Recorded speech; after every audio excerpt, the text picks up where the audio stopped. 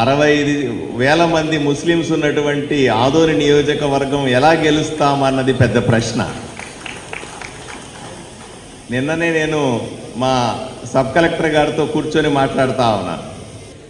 ఆయన చెప్తా ఉన్నాడు, నేను ఊహించలేదు, ఆశ్చర్యంగా అనిపిస్తుంది నాకు.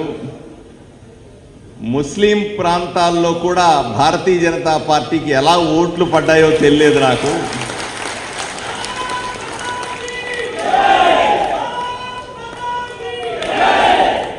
అందరి అంచనాలకు తలకిందులు చేస్తూ ఈ రిజల్ట్స్ చాలా గొప్పగా వచ్చినాయి, ఇది నిజంగా తప్పనిసరిగా మీ అధిష్టానానికి చెప్పు అని చెప్పాడు ఆయన నాకు.